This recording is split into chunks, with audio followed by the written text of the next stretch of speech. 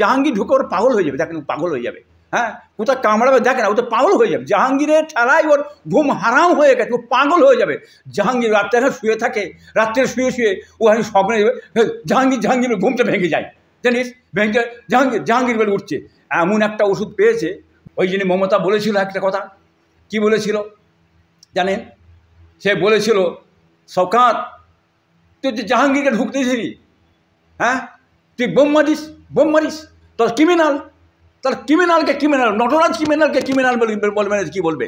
হ্যাঁ, ও তো বহুত কিছু, তো মাথা খারাপ হয়ে গেছে, ও তো মাথা খারাপ হয়ে গেছে, আরও মাথা খারাপ হয়ে যাবে। জাহাঙ্গীর ঢুকে ওর পাগল হয়ে যাবে, দেখেন পাগল হয়ে যাবে। হ্যাঁ, কোথাও কামড়াবে দেখেন, ও তো পাগল হয়ে যাবে। জাহাঙ্গীরের ঠেলায় ওর ঘুম হারাম হয়ে গেছে, ও পাগল হয়ে যাবে। জাহাঙ্গীর রাত্রে এখন শুয়ে থাকে, রাত্রে শুয়ে শুয়ে ও আমি স্বপ্নে জাহাঙ্গীর ঘুমটা ভেঙে যায়। একেবারে ভাঙড়ের তৃণমূল নেতা, এক সময়ের দাপুটের নেতা, ভাঙড় ১ নম্বর ব্লকের কাইজার আহমেদ, তার বাড়িতে একেবারে শওকত মোল্লার অনুগামীরা হামলা চালাচ্ছে, তার অফিসে হামলা চালাচ্ছে, কি বলবেন? হামলা চালাচ্ছে কেন? কিছুদিন আগে ভাঙড়ে একটা ছেলে, রাজ্জাক বলে ছেলেটা খুন হয়ে গেল, মার্ডার করে দেওয়া হলো তাকে মার্ডার করলে কারা? টিএমসি লোকে দিয়ে মার্ডার করছে, টিএমসি ছেলেরা জেল খাটছে, কিন্তু নেতা টিএমসিরই নেতা, কি বুঝলেন? এদের যখন এদের যেটা দরকার হবে নিজের গদির জন্যে, এরা এক মুহূর্তে বাদ দেবে না, এরা খুন করে দেবে। আজকে কাইজার আহমেদের উপরই এটা যে হচ্ছে, নিশ্চয়ই ভিতরে একটা ষড়যন্ত্র কিছু আছে। আজকে কাইজার বুঝুক, এক জায়গায় বসেছি, খেয়েছি, উঠেছি, সব করেছি, আজকে আমার উপরে এই অত্যাচার জুলুম যে শুরু হয়েছে, ভাঙচুরটা, কি বুঝলেন? এটা বোঝার দরকার ছিল অনেক আগে, কি বুঝলেন? এই ভুলটাই কাইজার করেছে, তার ঠেসা দেবে কাইজারকে দিতে হচ্ছে। কতদূর ঠেকবে বলতে পারছি না।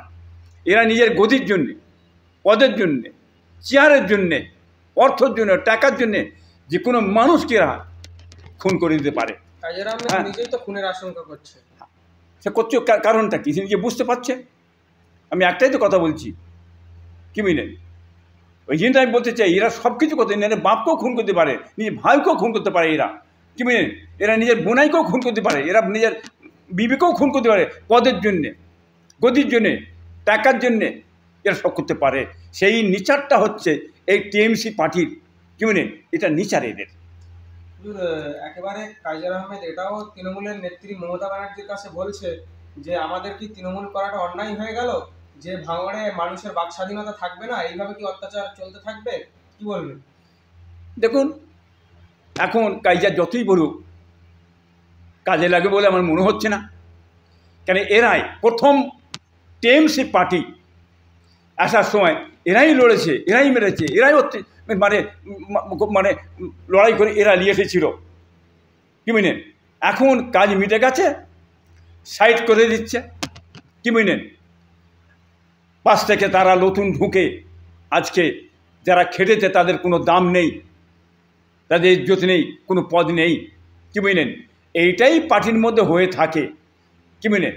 সেটা এবারে কাইজার সাহেব নিজে বুঝুন কোথায় ঠেকছেন, কোথায় যে দাঁড়াবেন। এখনও সতর্ক হন, বাঁচার রাস্তা আছে, না বাঁচা খুব শক্ত ব্যাপার আছে।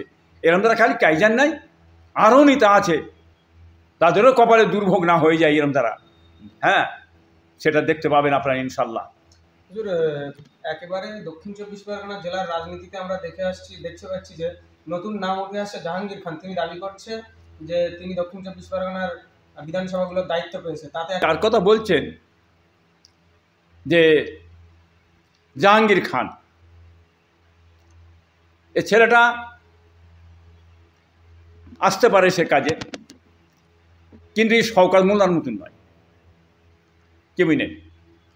এ কিন্তু পীর সাহেবদের গালাগালি, দুর্নাম বদনাম, হ্যাঁ, দাদা হুজুরকে গালাগালি, পাঁচ হুজুরকে গালাগালি, তার বংশধাদের গালাগালি, কি বুঝলেন?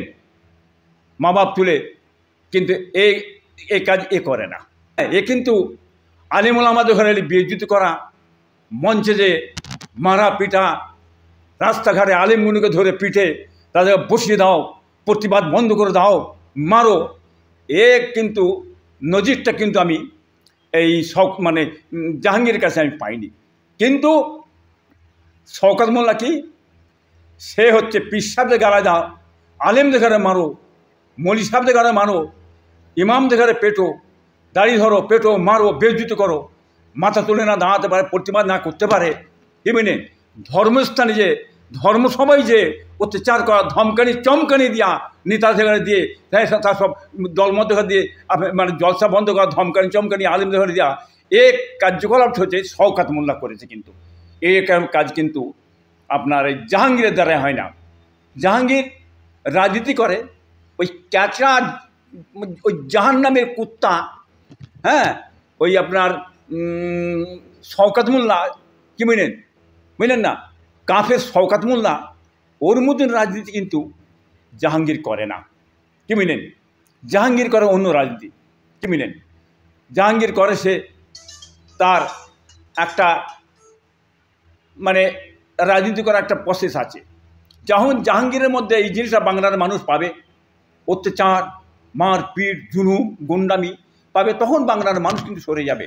আর শওকত মোল্লা কী করছে, তার রাজনীতি এটা হচ্ছে মারো, পেটো, খুন করো, ঘর ভাঙো, ঘর ছাড়া করে দাও, জলকাল লুটে দাও, হ্যাঁ, সমস্ত জমি জায়গা লুটে নিয়ে বিক্রি করে দাও, হ্যাঁ, মানুষকে মেরে অত্যাচার জুলুম করে হাজার হাজার মানুষকে তাড়িয়ে দিলে, ওই মানে আপনার ক্যানিং থেকে, হ্যাঁ, শত শত লোক আমার বাড়িতে এসে পড়েছিল। তা আমার বাড়িতে, হ্যাঁ, প্রায় 1 মাসের উপরে খাওয়া দাওয়া করে পড়েছিল আমার বাড়িতে। তারা যা জায়গা ছিল তাদের ঘরে তারা আজ অবধি বাড়ি যেতে পারে না, অন্য অন্য জায়গায় তারা কাজকাম করে খাচ্ছে। এই অত্যাচার, জুলুম, রাহাজানি, গুন্ডাবাজি, মাস্তানি করে গেছে এই আপনার এই শওকত মোল্লা। ওই জন্য মমতা বলেছিল একটা কথা, কি বলেছিল জানেন? সে বলেছিল, শওকত তুই জাহাঙ্গীরকে ঢুকতে দিবি, হ্যাঁ, তুই বোম মারিস, তোর ক্রিমিনাল, তার ক্রিমিনালকে ক্রিমিনাল, নটরাজ ক্রিমিনালকে ক্রিমিনাল বলবে না, কী বলবে?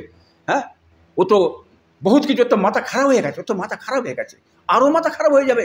জাহাঙ্গীর ঢুকে ওর পাগল হয়ে যাবে, দেখেন ও পাগল হয়ে যাবে, হ্যাঁ, কোথাও কামড়াবে দেখেন, ও তো পাগল হয়ে যাবে। জাহাঙ্গীরের ঠেলায় ওর ঘুম হারাম হয়ে গেছে, ও পাগল হয়ে যাবে। জাহাঙ্গীর রাত্রে এখন শুয়ে থাকে, রাত্রে শুয়ে ও এখন স্বপ্নে জাহাঙ্গীর ঘুমটা ভেঙে যায়, জানিস, জাহাঙ্গীর বলে উঠছে। এমন একটা ওষুধ পেয়েছে, বুঝতে পারছি। কিন্তু এই পলিটিক্সটা মমতার ব্যানার্জি সাহেবের, যতই মমতা ব্যানার্জি সাহেব আপনি পলিটিক্স চালা আমরা বুঝি। তুমি চাইছো শওকত মোল্লার কেরিয়ার ওখানে নষ্ট হয়ে গেছে, মানুষ করে গেছে, মানুষ চাই না, ঘৃণা করছে, হ্যাঁ, অতএব এই আপনার ওই জাহাঙ্গীরকে ওখানে ঢুকিয়ে দিয়ে মানুষের মতিগণিটা ঘুরিয়ে ভোটটা কী করে কায়দা করে নেওয়া যাবে, এই ফুড ব্রেনে মমতা ব্যানার্জি ওখানে চালিয়েছে। কিন্তু কাজে লাগবে না ব্যানার্জি সাহেব, এত সহজ নয়।